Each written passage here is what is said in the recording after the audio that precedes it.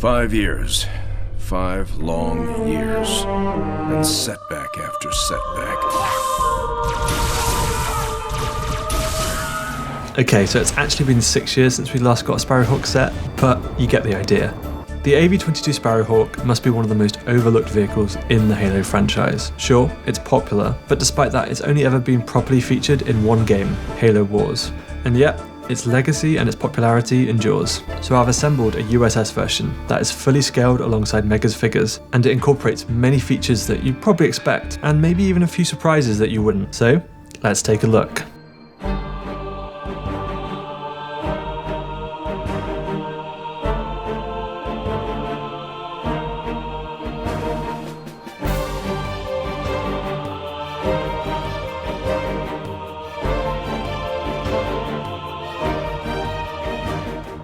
So this is the finished build, and with this vehicle in particular, there's a lot to cover. As with all my mocks, I aim to strike a balance between accuracy to in-game features and attention to detail. Obviously, this can only go so far as it depends on size and form of the vehicle, but as you can see with the form of the Sparrowhawk, a fully figure-sized version does extend to a relatively large size that's actually comparable in footprint to the official Pelican sets. But the form of the vehicle is generally fairly slender, so just because it's on the larger side doesn't mean it wasn't a challenge to incorporate landing gear and a few additional features that I'll come to later in the video. Before I get into that though, I need to go back right to the start of the build process so you can understand the choices I made. Officially in canon, this vehicle is kind of the successor to the AV-14 Hornet. This ties in with the game where the Hawk is Professor Anders' unique special unit, which also replaces the Hornet. In the campaign, the Hawk predominantly features in the 12th mission, Repairs, which is the Defend the Spirit of Fire level, if you can remember that, where you're rushing to scramble units to repel the Covenant boarding parties. So out of all the vehicles that Halo Wars introduces, I think that the Sparrowhawk is the vehicle that I'd love to see the most in a mainline Halo game. Sure, you've got plenty of decent contenders such as the Wolverine, the Locust, or the Cobra, and don't get me wrong, these are all great inclusions, but there's something especially great about the Sparrowhawk that allows it to look immediately at home in the Halo universe. It's interesting because just by looking at it, you know exactly what role it would play and how it would be analogous to a combat role in the current day. While I think that the Hornet, the Falcon and the Pelican straddle across multiple current day combat roles, the Sparrowhawk is firmly and obviously a futuristic attack helicopter.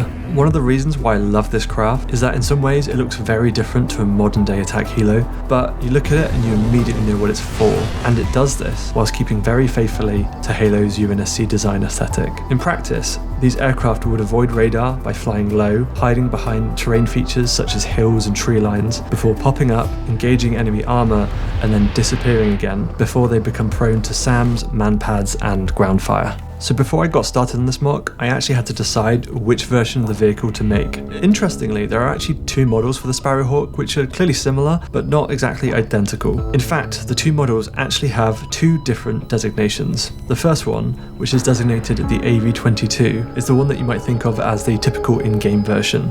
This one is equipped with a front nose gun, as well as Gatling cannons.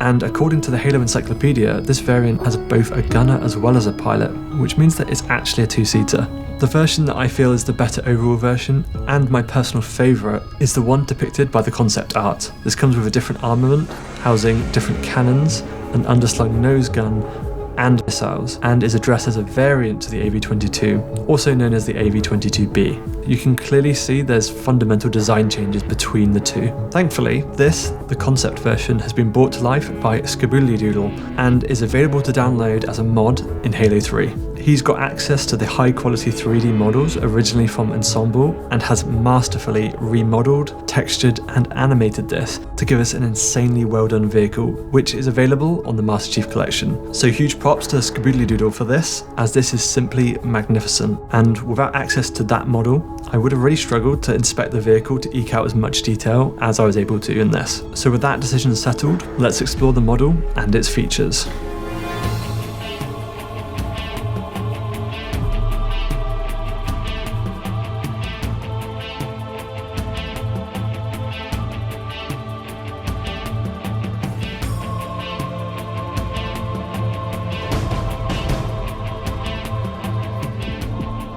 So the most obvious initial feature is going to be the engines. Just like in game, the central engines each independently swivel, and inside of each of these contains their propellers, which also spin. In terms of armament, This mock features 3 guns which were installed. There's the 2 larger mid-body guns, and then there's the single chin gun. Considering that Skaboodly-Doodle modelled the 2 larger guns to simultaneously follow the looking direction, I directly linked these to each other so that they both move in tandem. Due to the length of the barrels, they're definitely front heavy, but I managed to incorporate a form of friction joint that allows the posability to prevent them from swinging around too freely. The chin gun does have more axes of movement, being able to both elevate and delevate, but also to rotate independently. There's also these missiles, which can be individually removed, but I'm not really sure that you can call that a feature, so that's it in terms of armament. If we move further back to the rear tail, the rear control flaps on the tail fins can actually rotate, meaning that they are posable. This isn't the strongest though, and the connection actually has quite a lot of friction, so you really need to take care here. So this was quite a challenge, but somehow I managed to incorporate 90% operational landing gear. So if we move to the underside, you can see that the landing gear is almost invisible when fully retracted away. And it wasn't easy given the really small space constraints, but I'm so happy I managed to fit this detail in. Although as far as I'm aware, Halo Wars doesn't actually detail how the Hawk lands, but Skaboodly-Doodle went ahead and fully animated it for his Halo 3 mod, so I did everything I could to get it as functional as possible, and I pretty much got there. I'll go into detail in a bit, but the rear section fully folds away with a flap, and the front section, whilst fiddly, folds away and only shows the slightest hint of small gear at the front underside. This is also easily strong and rigid enough to hold the weight of the whole mock. Finally, there's the cockpit.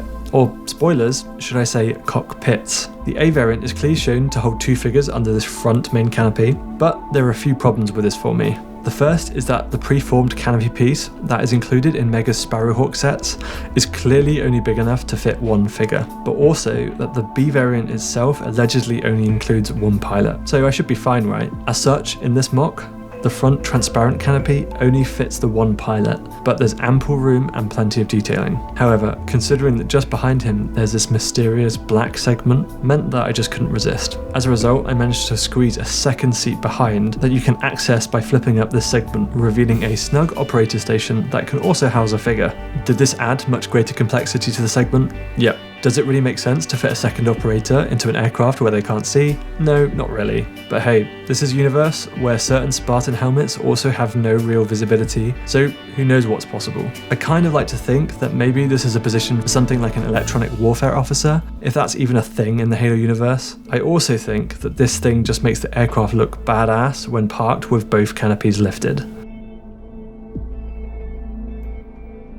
So that's pretty much it for the features of this one, but now I want to go a bit more into the details that I added to this mock. And when it comes to detail, I went all out with this one.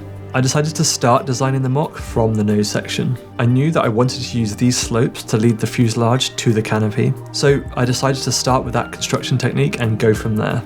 Despite knowing what method I wanted, I found this to be one of the most tricky elements of the build, especially when rounding off the front nose section. In fact, I only ended up finalising this segment towards the end of the whole build. So if we move a little further up the body, we come to these air inlets. I quickly decided that I wanted them to be constructed in such a way that they were genuine cavities rather than just the representation of an inlet. This led to the upper ones being a little oversized compared to the official version, but I don't think it's too obvious, and I think the model really benefits from it. As mentioned before, there's also this rear cockpit. This really was a squeeze to add in, and something of a structural challenge as there isn't much space left for reinforcing the body to the front nose. Not only that, but the black canopy alone took multiple days to design, as it needed to freely pivot, seal against the body effectively, while also being hollow to allow for the placement of an internal figure, and also being accurate and strong enough. So I know that none of this was really that necessary, but it's something that I'm really glad that I managed to get in there anyway. The next challenge after this point was smoothly transitioning the angle of the build to the midsection whilst minimizing the gaps, and then securely adding another angle change to the tail section. The tail to body section actually ended up being pretty simple. I really like to use a sideways sandwich construction on most of my builds, as it gives them a great amount of strength and rigidity, and this mock is no exception. So when I realised that these specific pieces which are included in the Falcon sweep were the perfect angle, then I knew that I just needed to use them in that construction method. And that pretty much just solved the issue. So the tail and the nose are directly connected to each other. The middle section, however, just ended up using a clip method to create that third angle.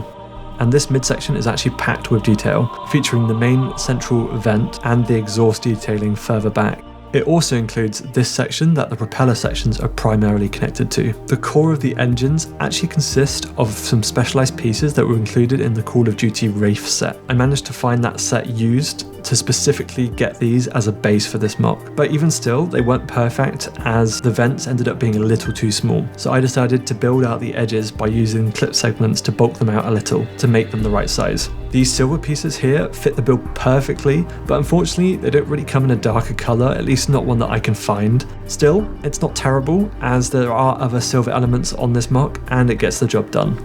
After this, the next thing to tackle was the tail segment. Whilst not exactly easy, the construction went much smoother when you consider the complexity of the final form, which I think ended up looking amazing. I'm especially happy with this rear segment that uses this long sloped section to pretty much perfectly represent the taper of the tail. Honestly, the fact that I could achieve this and still represent all the other angles just makes this look so good to my eye. As it's largely also made of a sandwich design, it's strong in most areas, making this the perfect grabbing point for what ended up being a pretty sizable and heavy mock. What isn't especially robust though are the tail fins, and more specifically the attachment points. This is one of those choices between choosing accuracy or strength, and I went with accuracy. Specifically, these angle out from the tail downwards, and they also angle outward when viewed from the top. This is game accurate, but meant that a 2-stud connection would be the best I could get out of it. The fin itself also only attaches via a single pin, which is pretty secure other than the fact that it can rotate, so it's prone to being knocked out of alignment. And that's the tail. So once this was figured out, the next challenge was designing operational landing gear that was both functional but could also fully fold away. And this was no easy task for 2 reasons. The first is that the whole vehicle, especially the lower segment, is very slender in its form. This leaves very little room for anything to actually fit. The second problem is that many elements of the vehicle, such as the cannons and angled tail, protrude from the bottom. This meant that any landing gear would actually need to have quite a reach to serve its purpose. So the rear gear is situated in the tail. This was just about thick enough to leave room for the long arm to be housed. This wouldn't reach if it just pivoted from one end though, so instead I used a 4-point mechanism to move the whole thing lower and then engage it to prevent the weight of the mock from pushing it back and just closing it back up again. So the front gear works in a similar way, but instead this clip connects to both top ends of the gear. So when you fold the gear down, the clip moves and then engages further up, locking it in place, making it sturdy enough to hold the weight of the vehicle. This mechanism is far from perfect and tends to loosen after just a handful of repetitions. This means that it can be helpful to take the bottom cover off here and fold it back manually to prevent any breakage. Obviously, this isn't perfect, but it's quite a compact mechanism to squeeze into such a small footprint, and ultimately, it does the job. One last drawback is that the landing gear doesn't quite extend far enough to clear the front chin gun to the floor. It's absolutely strong enough to hold the whole mock up, but I just couldn't quite get enough extension out of the mechanism for it to be perfect. Still, it's good enough for me. When it comes to the guns, there's not too much more to mention really. The rear 2 are mounted using an especially secure pin connection, meaning that you can lift the model from them, which just shows you how robust it is. This also means that it's not too complex to ply that whole segment off, meaning that you could potentially add a modular section to this segment. The underside in general is really interesting on this craft, and must be one of the most accurate and detailed that I've ever done. It features a unique angular bump where the landing gear is situated, and I'm pretty happy with how that turned out. The other part that is especially cool are the lower inlets. Whilst being open at the front, I continued to build them all the way down to the fuselage, just like in the model. This segment is not flimsy either, meaning that it's perfectly fine to be used as a purchase point for picking up the mock. In fact, most of this mock is pretty solid. Sure, there's obvious points such as the front gun, missiles, rear tail fins, but other than that, you can lift it from the front, the mid-upper section, or lower, and the tail, and it's solid as a rock. Just don't pick it up by the wings. Yeah. Those wings aren't the strongest. And that brings us to the final main section of the vehicle, the wings. These were quite an interesting one, as I'd already constructed a lot of the body, using that sideways sandwich method, leaving the studs pointing out on either side. This is, however, a terrible base to use for wings, as I knew that wrapping the construction around propeller segments would need a perpendicular construction, rather than the outward direction that I had. So I did manage to get around it by using internal pins and snot construction to create a strong enough joint. This isn't enough to properly strengthen this section though. With those rotating engines, it's just not substantial enough to maintain any real strength. I still managed to locate a pivot point on the other side of the engine, and this keeps the whole assembly rigid enough, I guess. And last but not least, there's these missiles and the missile pylons. These are a funny one where they're not really that substantive, but if you take them away, the Hawk just looks pretty bare without them. Another problem is that despite having spent years building my collection of parts, I still find myself being fairly limited when it comes to cylindrical pieces. So the missiles could absolutely be improved, I just need to have the right sets and the right pieces. The rear part especially uses an axle connection to friction fit into the long silver tube section, so I found myself having to go through quite a few combinations to have the right tolerances in order to have a secure enough fit. As for mounting, it's fairly simple. I placed a single pin protruding from the missiles that can be then located into one of the 3-way snot bricks on the pylon. As for the pylon itself, it just uses a single clip that attaches to an underwing segment, and I've added a single stud 45-degree cheese slope to align it and prevent the element from moving about too much. So let's now talk about the scale of the MOC. So currently the way I do this is that I have these printouts. This MOC's a bit weird because it had to go in multiple pages, and I kind of use an orthographic projection method. So I have a side image, a top image, and a front image.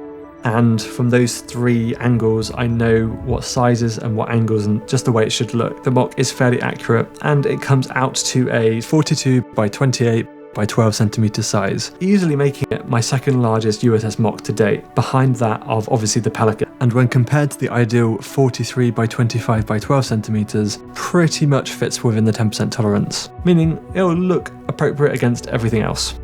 So let's quickly see how this MOC squares up against Mega's official sets. Obviously, I'm going to add the usual caveat that this is a scaled, detailed MOC, and there's our playsets, but it's still interesting to compare. So the first Hawk was actually included in their first wave as the 2009 Aerial Ambush 96810. Now this definitely wasn't a bad start and was a pretty cool set for the time, especially as you could dogfight it with the included Banshee. It is however modelled on the in-game model that I prefer less, and it's undersized. Although that is understandable, but I think that the propellers are a bit small and boring without them moving or spinning or doing anything. So the second Hawk came in the next wave as the retailer exclusive 2010 ODST Hawk 96850. As far as I can tell, it's just a like for like of the previous model, and I've seen people raving about the bluish colour scheme, and each to their own. Whilst I don't think it's that bad, I've always been take it or leave it. And then after that, we had to wait 9 more years to get the latest set, which is the 2019 Aerial Ambush for Halo Mega's 10th anniversary, and at this point it's already 6 years old. As to be expected, this is undoubtedly a significant improvement on that first set, but I can't help but find myself thinking that Mega could have improved it a little bit more. Additionally, and I know I always say this, they made it that green that I'm just not a fan of. Still though, I think the rest of the set is actually very good. The propellers on the Hawk are so much better, and it comes with that orange canopy, and I can't help but want to see this MOC with that orange canopy. Unfortunately, the 2019 line was quite a limited run and is fairly rare, so I don't know if that would be possible. So that's it, the AV-22 Sparrowhawk. Undoubtedly one of the most awesome vehicles in the UNSC, and it's one that has a surprising fan base and legacy, considering that it's been featured in such a small capacity and in a non-mainline Halo title. To me, that's a testimony, not just to how great the vehicle design is, but also to Ensemble Studios. Unlike some other studios, they really managed to nail the aesthetic vibe of Halo, and all their additions really feel like they belong in universe. And I'm just really thankful that we got such a cool addition to the lore from them. As for the Mega vehicle, who knows? Mega Halo is in such a state of limbo currently, and there's only ever been 3 sets including this vehicle, so I wouldn't be surprised if this was it for the AV-22, and that would be such a shame. Still, you could always collect parts and try to create this for yourself. Alright, I haven't managed to make instructions for this MOC yet, but I am working my way through my back catalogue. So, if it's something you'd be interested in, then giving this video a like, a comment or a sub, or watching another video of mine really helps the channel and indicates to me just how popular some instructions for this would be. Whilst I'm on the subject, I've got stuff up on my store now, so if you're interested in making my latest Warthog, that's available there. So what do you think of this vehicle, and what do you think of this MOC? Do you think that this USS 1:38 scale is actually too big? Because it is quite big, it's quite a chunky vehicle. Or would you proudly put something like this on display or in a diorama? Let me know. That's all for today. If you're interested in making my MOCs for yourself, then don't forget to swing by re-forger.com and check out my store. I'm Reforger, thanks for watching, and I'll see you next time.